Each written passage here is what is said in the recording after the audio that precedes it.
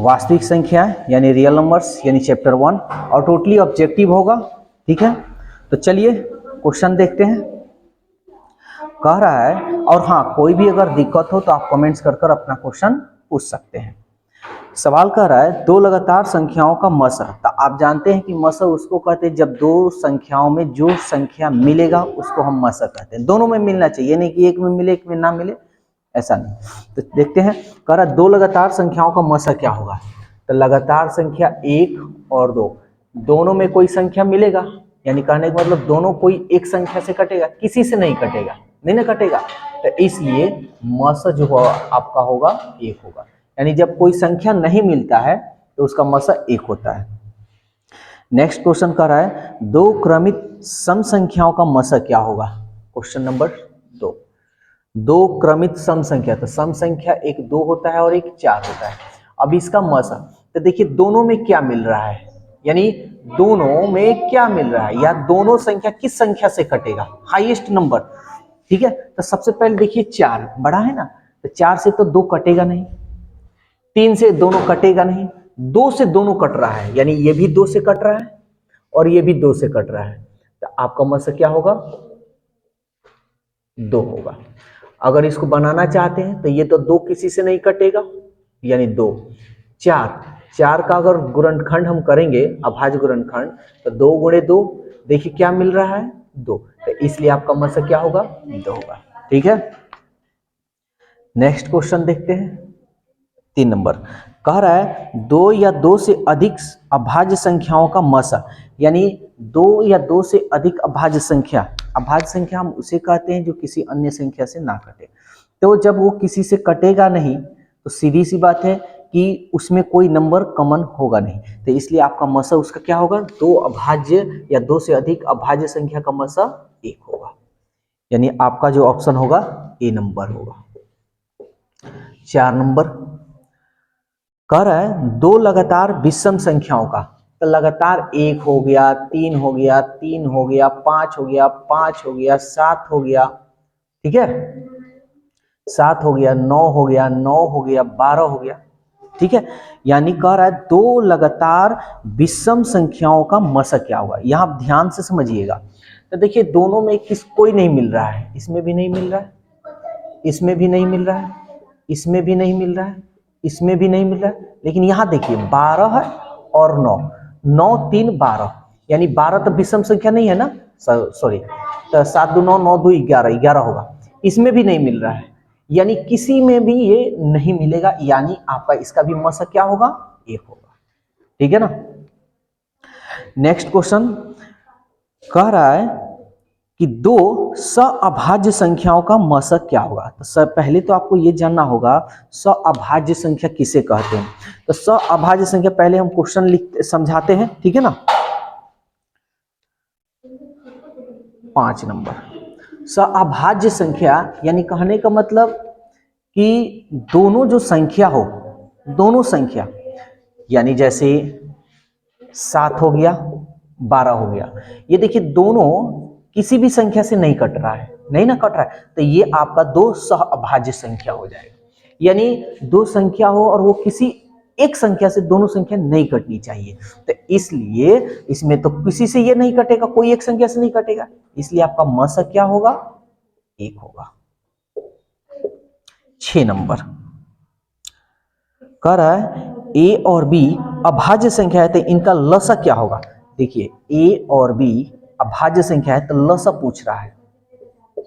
तो आप अच्छी तरह से जानते हैं कि अभाज्य संख्या हो, यानी मान लीजिए 3 हो 4 हो, ठीक है, जैसे मान लेते हैं अभाज्य संख्या 3 हो गया, 5 हो गया, अभाज्य है ना। अगर ये लसा निकालना हो तो जब नहीं कटेगा तो क्या करते हैं, गुना करते हैं, तो ये दोनों तो कटने वाला नहीं है, तो इसको आप क्या कीजिएगा, गुना कीजिएगा, तो गुना कर लेते हैं, तो क्या हो गया ए बी। ठीक है, तो इस टाइप का क्वेश्चन आप लोग बनाइएगा। अब अगले टाइप का हम लोग क्वेश्चन देखते हैं। 8 नंबर कह रहा है दो संख्याओं का गुणनफल, यानी दो संख्याओं का गुणनफल और मसा इतना दिया है, तो लसा क्या होगा। तो समझते हैं, हम मान लेते हैं यहां पे हम लोग जानते हैं कि लिख देते हैं, हम जानते हैं कि दो संख्याओं का गुणनफल बराबर मस गुणे लस होता है। यही ना होता है, यानी दो संख्याओं का गुणनफल बराबर मस गुणे लस होता है। तो दो संख्या का गुणनफल यहां दे रहा है, यहां दो संख्याओं का गुणनफल दे रहा है 8670। मस दिया है 17, आपको निकालना है लस। तो हमको लस निकालना है, इसको बटा में भेज देंगे, 8670 17 लस, हम भाग देंगे 17 पचे 85, एक बच गया, एक गया 17, 17 एकम 17 0, इसलिए मस आपका क्या होगा 510। ऑप्शन देखते हैं, ऑप्शन डी है। नेक्स्ट क्वेश्चन दे रहा है 9 नंबर, 6, 8, 22 का लस और मस का अनुपात बताना है, ठीक है ना। तो चलिए हम लोग निकालते हैं। तो पहले हम इसको तोड़ लेंगे, 6 को तोड़ेंगे तो 2 तिहाई 6 होगा, 8 को तोड़ेंगे तो 2 दूनी 4, 4 दूनी 8, 22 को तोड़ेंगे तो 2 एकम 2 11 दूनी 22, ठीक है। तो हम पहले मस निकालते हैं। तो अभी हम बतलाए हैं मस उसको कहते हैं जब सब में मिले, यानी 3 संख्या तो तीनों में मिलना चाहिए, ये नहीं कि 2 में मिले और तीसरा में नहीं मिले तो वो मस नहीं होगा। तो देखते हैं क्या मिल रहा है, 2 2 2, 3, इसमें 3 है नहीं है, तो मस आपका 2 ही होगा, ठीक है ना। अब लसा देखते हैं, लसा, तो लसा में क्या होता है, जो मिलेगा वो और जो नहीं मिलेगा वो सबको लिखना है। तो देखिए यहाँ 2 2 मिल रहा है, सब में 2 लिख देंगे, इसमें अब तो 2 का काम हो गया ना, इसका काम पूरा हो गया है हमारा, ठीक है। अब देखिए यहाँ एक और 2 है, 2 है, लेकिन 2 है किसी में नहीं मिल रहा है, नहीं ना मिल रहा है, लेकिन फिर भी इसको हम क्या करेंगे, लिखेंगे। फिर 3 कहीं नहीं है, नहीं ना मिल रहा है, फिर भी इसको क्या करेंगे, लिखेंगे। 11 कहीं नहीं मिल रहा है, फिर भी इसको क्या करेंगे, लिखेंगे। चलिए गुना करते हैं, 2 दूनी 4, 4 दूनी 8, 8 तरीके 24, 24 में 11 से कर लीजिए, 24 से कम 24, 24 से कम 24, 24 और 2 26, यानी आपका होगा 264, सॉरी 264, इतना तो आ गया। लेकिन सवाल ये कहा है कि लसा और मस का अनुपात बताना है, यानी लस और मस का अनुपात बताना है। लस कितना हो गया 264, मस कितना हो गया 2।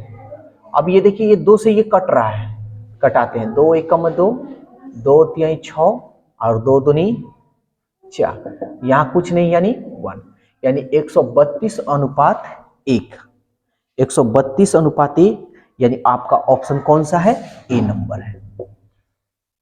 10 नंबर क्वेश्चन देखते हैं क्या कह रहा है, ठीक है। 6 यहाँ ये नंबरिंग जो है, इस क्वेश्चन का नंबरिंग हम दे रहे हैं, ठीक है। तो जो जो इम्पोर्टेंट है, आई मीन कहने का मतलब जैसे इस 7 नंबर था ना, तो आप लोग बना लीजिएगा, इसलिए नहीं बताए हैं। तो जो अलग है वो क्वेश्चन आप लोगों को करा दे रहे हैं। फिर कह रहा है संख्या 50 और 60 का HCF गुणे LCM निकालिए। चलिए निकालते हैं और बताते हैं। तो पहले 50 को हम तोड़ेंगे,